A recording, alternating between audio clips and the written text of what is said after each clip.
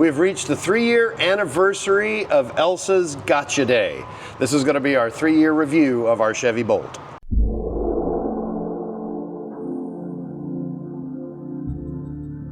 This Bolt was not our first EV, but this Bolt was what turned us into an EV family.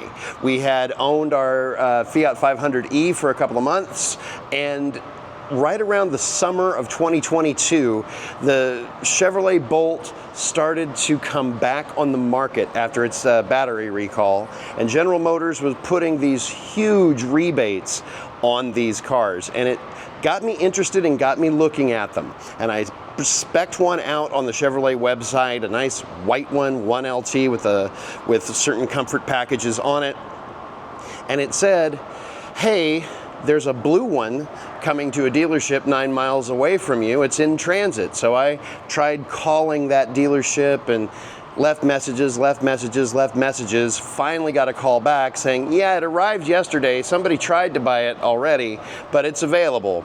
And I went down, test drove it, and fell in love with the car. That was roughly 3 years ago, and that's when we picked up our 2022 Chevy Bolt EV.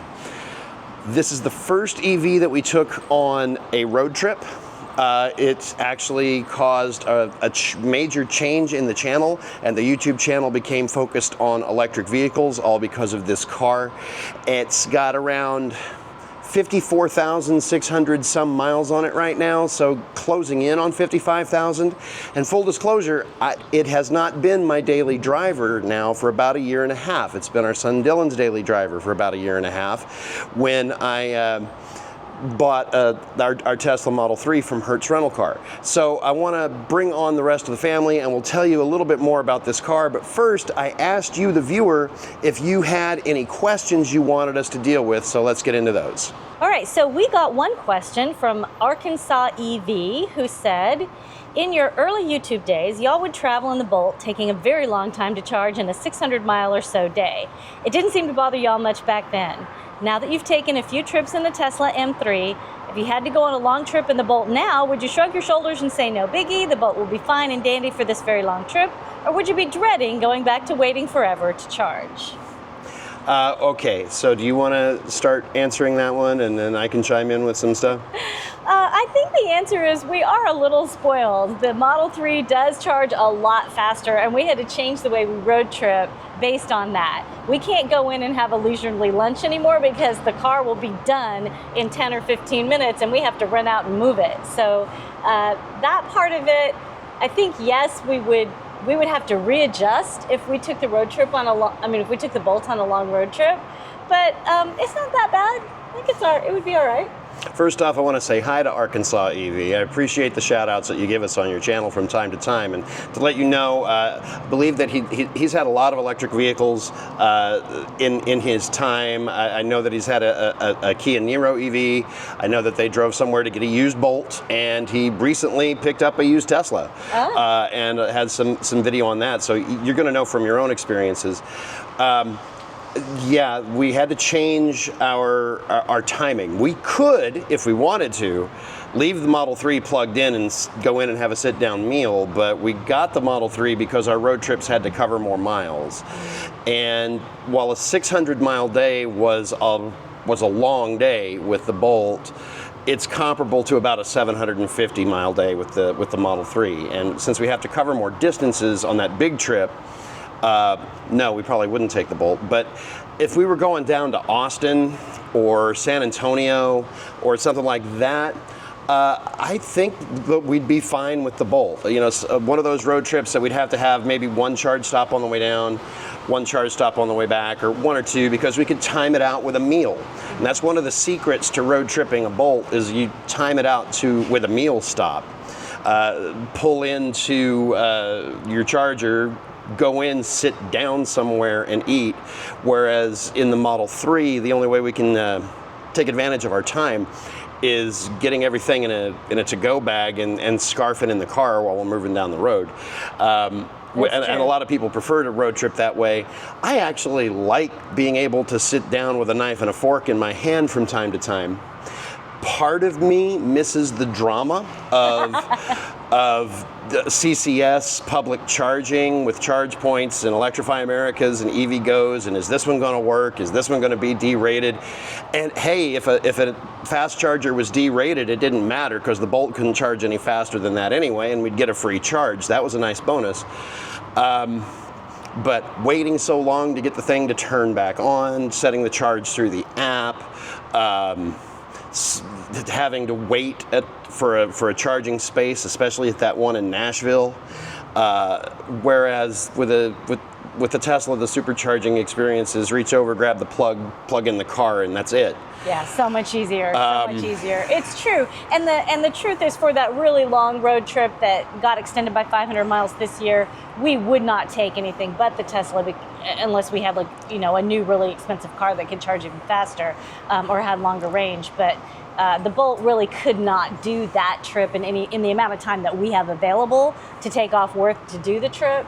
But I think, as far as the leisureliness of taking a lot of breaks, taking longer breaks, we don't mind road tripping that way with the Bolt. It's just that if you're in a hurry, you do need a car that can charge faster. So would we road trip with it again?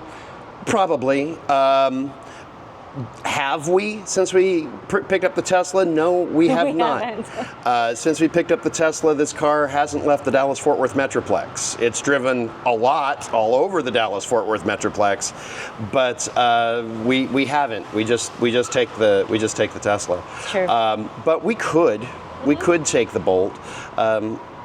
Just different things, and like I started to say, I miss the drama a little bit on those chargers. I get a little nostalgic for it until I actually try to plug into one for a charging test. I'm going, oh God, I'm glad I don't have to do that anymore. It's not the car, it's the charging network. It was kind of fun for the drama of YouTube content, but if you're a normal person and you don't get any bonus from having interesting content, you just want it to work. You don't want drama.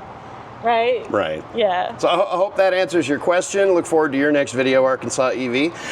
And let's move on to the next one. All right. The next question is from Klaus948. Hi, Klaus. Hello. And they say, did your EV need tire changes more frequently than you expected? We have had to change the tires on this car once. And full disclosure, the tires did not die a natural death. The left front tire had a puncture. The OEM tires that came with it from Chevrolet were self-sealing tires, and after a few months that stopped sealing. So took the car to a discount tire to get that tire replaced, and that's when we checked the tire tread. We probably had maybe about 5,000 miles worth of tread left on the tire. We were somewhere around 430 seconds of an inch left, but we went ahead and replaced all 4 of the tires then, and that was at around 40,000 miles. So maybe 40,000 to 45,000 miles is what we could have gotten out of the factory tires. Since then, it's racked up almost 15,000 miles, and the tires still have really good tread. So let's see where Abe's head goes, and yeah, this is after about 15,000 miles on these tires. So still have plenty good tread on these tires, even going all the way back into the inside. So as far as tire wear, for us it doesn't seem any more than normal. EVs can be a little heavier than internal combustion counterparts because of the weight of the battery. You have to be sure that the tires have a strong enough sidewall for that. But really, tire wear is going to be, it's really heavily dependent on the operator. I was going to say, how you drive really makes a difference.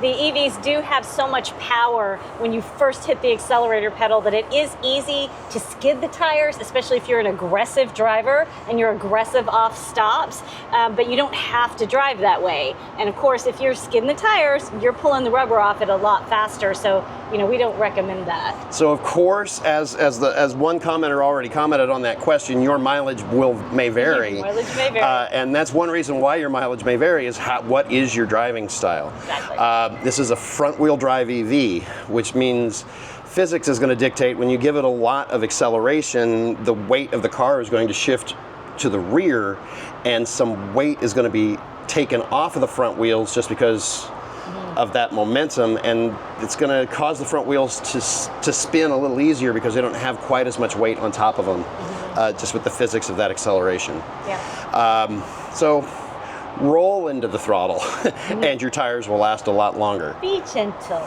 Now, I mentioned earlier that a little over a year and a half ago, I purchased our Model 3 from Hertz, and that became my daily driver. This is Dylan, and for the last year and a half, and probably about 20,000 miles ago, this has been your daily driver. So over the year and a half, have you had any issues with the car in terms of reliability?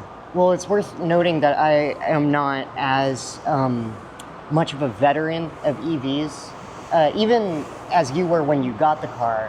I drive the Fiat sometimes, like from time to time, but for all intents and purposes, this is the only EV I've really driven. So when it comes to like comparing it to other EVs, I'm not the most knowledgeable on that. But coming from driving ICE cars before that, this is so much better. How so? The fact that, you know, okay, when you're a broke college student and you have an ICE car, you might want to do like a quick little like 10-minute drive and be unable to do it because you just like don't have enough gas money to do a drive that short. But, and like some of my friends will be like, are you sure you're okay with doing a drive? Like that, like doing a whole drive just for like a couple minutes? But I don't have to pay for gas. I charge off of the sun. Yeah, charging off of solar panels is great and very cost effective. Is the way to go. Our video from last week talked about why you shouldn't buy an EV, and we think people should if it makes sense for them. And for us, it just makes perfect sense. But somebody commented that they did the math and it's never cheaper to buy an EV, and I'm telling you, sir, you're wrong. It is considerably cheaper in our situation to drive the EV, and you just explained why. Yeah. I had something else. One second. My question was about reliability. Has it given you any problems? None that were not, you know, operator caused. I mean, having like the rear view camera with the lane assist is really useful. The fact that it beeps at you if you're like, if you're switching lanes and you don't have your turn signal on, that's very useful. It beeps at you if you're about to rear end somebody, that's very useful. There is like a blind spot that's in kind of a different place from other blind spots on other cars. Do you know what I'm talking about? Yeah. Could you describe that with? Well, are you talking about the A-pillar? Yeah. The front windshield, I'll kind of demonstrate here. The car just has this swoop, and this is the start of the windshield, but the steering wheel's back here, and the driver's head is back here, and so there's this whole area that can be a blind spot, but they've got an extra pillar right here on the side of the door, and this is a window that you can see through. You can kind of see through that, but this is a bit of a blind spot sometimes. Is that what you're saying? I mean, every car is going to have a blind spot. It's just a matter of like how big it is and where it is. And the blind spot on the Bolt is in an unusual place. And yeah, it's got a chunky A-pillar because a lot of cars are modern cars just have chunky A-pillars now. Okay, so, but no real reliability problems. It hasn't left you stranded anywhere. It hasn't broken down. No. It hasn't needed any oil changes because it doesn't need oil changes. There were concerns when this past winter, when it was getting really cold, we had, well, really cold for Texas means that it like freezes over overnight, and the next morning there's black ice all over the roads. And when that was going on, I had them take me to and from work in the Tesla because we were concerned that the, what are they, like range extender economy tires? Yeah, they in cold weather they have about as much traction as a hockey puck. Because that's what makes them like super efficient. Is you're basically like sliding along the road and needing less rotations to get the distance, but that's also it's going to get you not far on ice. So we didn't want to mess with that. It would probably do fine if you put chains on it. If you live in like an actually cold place, you probably already know what to do in cold weather. One thing I want to bring up about cold weather is Yeah. the Bolt does not have a heat pump, which for an EV is going to be helpful for its overall range and efficiency in cold weather. This car doesn't have the heat pump, and we take a big hit in cold weather with efficiency, probably 25% or more. There's a bit of a hit in hot weather too. Yeah, a little bit because of the air conditioning. The car just loves spring, but still, even with that, with our Texas summers and Texas winters, we're still, I just checked it on the drive up here, it's still showing a lifetime efficiency of 4 miles per kilowatt hour. Or 3.9. Yeah, so it I've fluctuates. got a bit of a heavy foot. Fluctuates a little bit. But is it a car that you enjoy driving? It is a car that I enjoy driving, and one more thing that I want to say, you don't talk about this particular aspect of owning an EV on your channel very much, but I know for people who are interested in like being environmentally friendly, it's just like, it's such a weight off of your mind. You're like on the highway watching like black smoke billow out of the exhaust pipes of all these big trucks and stuff, and you're sitting there in your EV knowing that you're not contributing to the problem. You're contributing to other problems, but not that one, not the pollution one. Based on some of the things that Dylan said, and based on the fact that used Chevy Bolts can be purchased very inexpensively right now with all of the different alert warnings and things like that, this might be a good and inexpensive to purchase and inexpensive to operate and safe to operate car for new drivers. So you parents out there with teenagers, you might want to consider looking into some of these used Chevy Bolts that are out there. It's very easy to drive. And just to kind of go into some of the driving stuff. Now, to talk about driving dynamics and things, I haven't addressed that in this car for a while. So I'm going to drive it for you for a bit and give you some of my thoughts after a year and a half of having a Tesla Model 3 as my daily driver, and just kind of go over some of the differences in feel. So one thing that I have to get used to down here, I have to push the start button. After a year and a half of driving the Tesla, I have to remember that I need to do that, and I need to remember that I need to turn the car back off when the car starts. The shifter is down here, but it's kind of like riding a bike. You take the parking brake off and put it in drive. We have one pedal drive turned on, and off we go. We're just going to roll out of this parking garage and give you some thoughts as we get back on the freeway and head back home. The seating position is considerably different in this Bolt than it is in the Model 3. I am up higher. I am not, my knees aren't up by the steering wheel as they would be in the Model 3 because I sit so much lower in the Model 3. But the door sill is considerably lower in the Bolt. And as a result, so are the mirrors. I'm finding myself having to look down to check the side view mirrors, which the side view mirrors in the Model 3 are just a little bit below my eye level.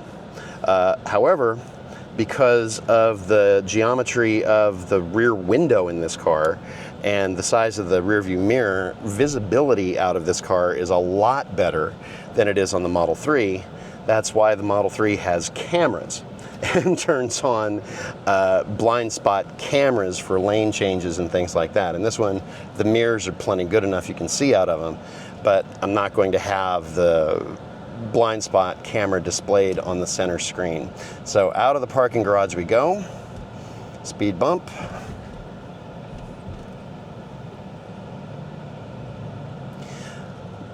One of my favorite tools in the Bolt when I was driving it is right here on the back of the steering wheel. This is a regen on demand paddle, which allows you to squeeze it to get a little bit more regenerative braking without having to touch the brake pedal.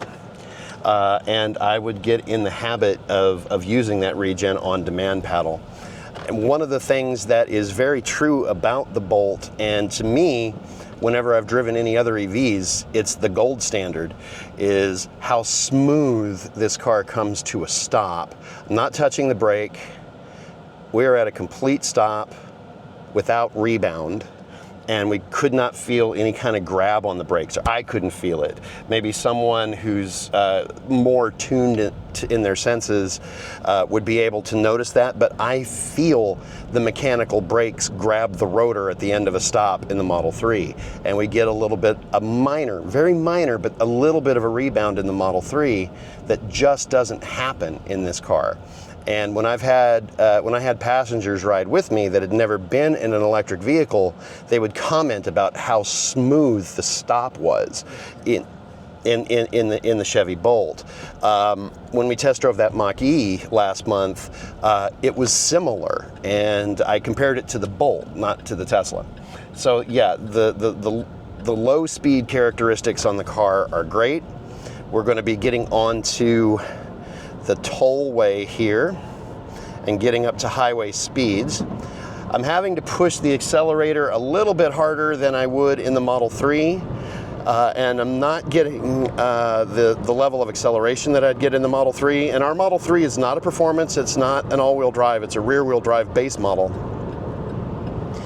But this car isn't quite as quick, and it feels narrower. The car feels narrower in the lane, so I don't feel quite as planted on this highway as I do in the Model 3. I think confidence on the highway is higher in the Model is higher in the Model 3 than it is in this car, just because I feel a little top heavy by comparison.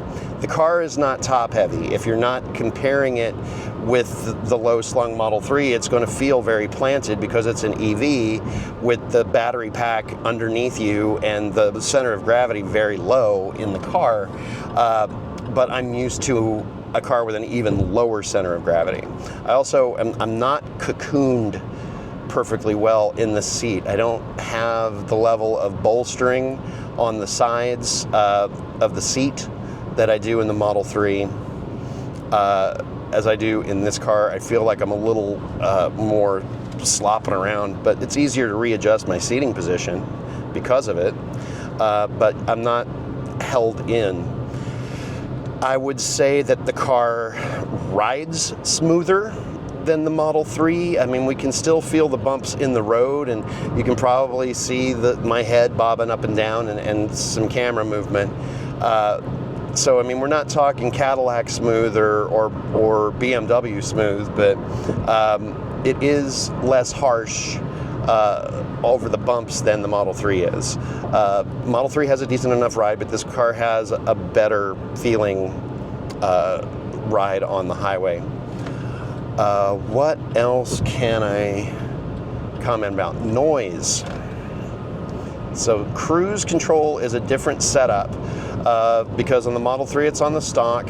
Here I've got to turn the cruise on and bump that wheel down, and now I've got the cruise control set. So noise. Right now I've got some tire noise coming from the highway. We're doing 70 miles per hour, but wind noise is almost non-existent. This car, I actually think this car is is quieter than the Model 3. Full disclosure, that Model 3 is a retired rental car that spent 57,000 miles of its life as a Hertz rental car. So the door seals aren't the best. And I've got to kind of position the windows in that Goldilocks position to not get wind noise. But this car I don't have to worry about it because the doors are framed with metal, so they've got a better seal. The car is comfortable. I still feel like I could road trip this car. I have gotten more used to road tripping the Tesla, and so road tripping the Model 3 in terms of the feel in the driver's seat, the feel on the road, the confidence of how the car is planted on the road, plus the charging speeds in addition to it. Even taking the charging speeds out of it and not even factoring in full self-driving capabilities that the Tesla has that this car does not, I think I would still probably rather road trip the Model 3. The Bolt can be had with Super Cruise, and you can tell which is GM's driver assistance package that could allow hands-free driving. And you can always tell if the General Motors car has Super Cruise equipped because the sensor for it is here in the steering wheel. Let me get my hand out of the way. It's usually right here. So if you see something that looks like a sensor there, then that GM vehicle is Super Cruise equipped. But this is still a great car. It's an A to B car that can do more than just get you to A to B. It's not going to be the lap of luxury and it's not going to be the lap of performance, but it's still a great car to drive. So those are our thoughts on the Bolt after 3 years. 3 years with the Bolt. It was intended to be a stopgap while I waited for my reservation on the Lightning to come up, and my reservation came up and we kept the Bolt. We found that we love it, and when we stopped driving it, Dylan drives it now, and Dylan loves it too. So it's a great car. Our channel became an EV channel because of the Bolt. We have a lot of subscribers who are Bolt owners and Bolt fans. So hope you like that we had in this Bolt content. Subscribe for more content coming up. We've got another Market Watch I've been promising for a while coming out as the end of the tax credit nears, and plus our big annual September road trip is coming soon. So be sure you subscribe and not miss any of those. Thanks for watching.